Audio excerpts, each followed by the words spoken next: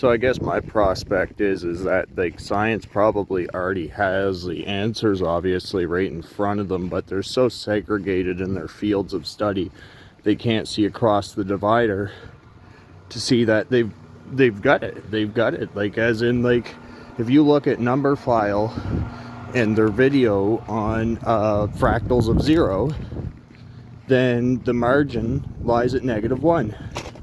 That's the projecture. And -1 in opposed to what? So you have 1 away from itself, so it's technically already halved, so you have 0.5 above 0 and 0.5 behind the 0, because 0 is always switching places, like 2 steps forward, 1 step back. 2 steps forward, 1 step back. And that gives the wave projection and protrusion. And that is kind of like, I'm guessing, how the flux field kind of works. So it's to do with, like, obviously alternating squaring and circling of the time.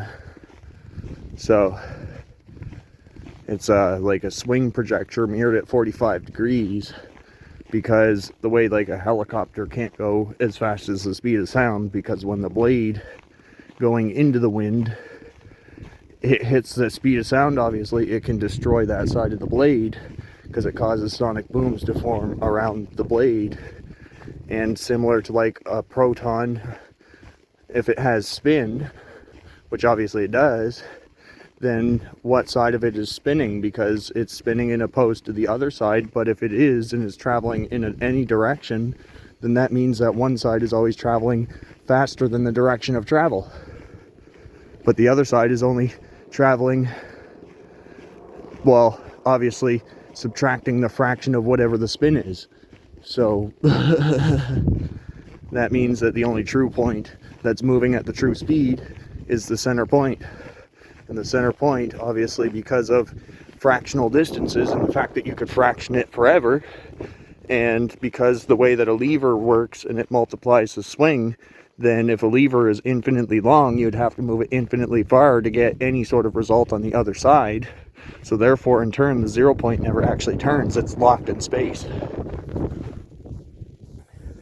It causes, like, the 2D waveform causes it to collapse from 3 dimensions, and the third dimension is its protrusion through time, and the return trip is the black hole and the surface that it plays out on, because we're already in the accretion disk of the black hole, just not the fundamental zone of no return.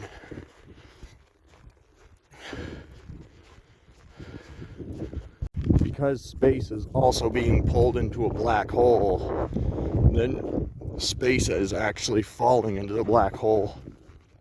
So that means, like, if you're falling into it too, you're going to fall at a constant rate regardless of how close you are to it, because you never get any closer or any farther, because you're locked in orbit. You're locked in this dead zone, and that's where everything kind of plays out and evaporates over the surface of it, because there is no actual fundamental surface. It's kind of like a metaphysical structure. It's like implied of 2 zones. There's like a fundamental nothing in the center with, like, light around the sides, and then there's a, you know, a shell of darkness around that. But in between those 2 shells of nothing is, like, that metaphysical inverse, 180 degrees out of phase, and that is, like, the top side of time, or the bottom side of time, whatever you want to call it. And everything has, like, a quantum field that propagates out of the black hole, because every single particle material that there could be or will be exists inside of a black hole.